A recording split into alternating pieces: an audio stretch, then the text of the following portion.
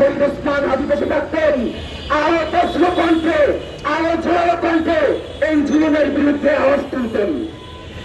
আমরা স্পষ্ট বার্তা দিতে চাই, বাংলাদেশ, শ্রীলঙ্কা, নেপাল, মরক্কো, মাদাগাস্কার সহ পৃথিবীর বিভিন্ন প্রান্তে জেনজিরা দেখিয়ে দিচ্ছে তারা শুধু ঘরে বসে থাকার নয়। ভারতের একজন বিচারপতি সে দেশের বেকার যুবকদেরকে ব্যঙ্গ করে বলেছিল তেলাপোকা।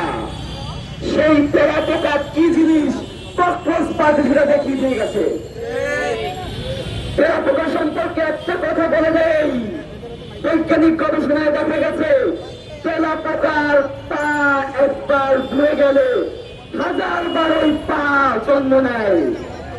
সুতরাং সেই সময় বলতে চাই, হামলা করে মামলা করে আন্দোলন দমানো যাবে না।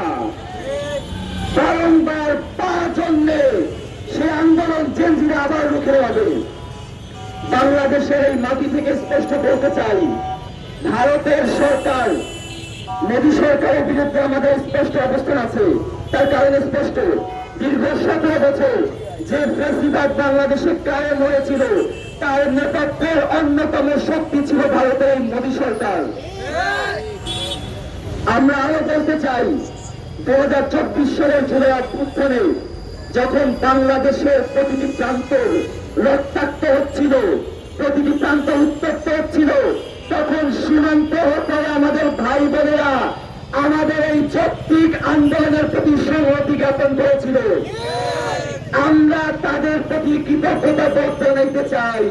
আমরা তাদের সেই অবদান ভুলি নাই বলে আজ তারা যখন বিপর্যস্ত, আজ তারা জুলুমের শিকার বলে আমাদের নৈতিক দায়িত্ব হয়ে দাঁড়িয়েছে সীমান্তের এপার থেকে হলেও আমাদের সর্বশক্তি দিয়ে, আমাদের সক্ষমতার সর্বোচ্চটুকু দিয়ে তাদের পাশে দাঁড়ানো। আমি ভারতের সরকারকে জানাতে চাই, বাংলাদেশ থেকে শিক্ষা নেন, শ্রীলঙ্কা থেকে শিক্ষা নেন। একে একে বিভিন্ন দেশ থেকে আপনাদের পাপের সরকাররা বিদায় নিচ্ছে। আপনাদের কি লজ্জা লাগে না?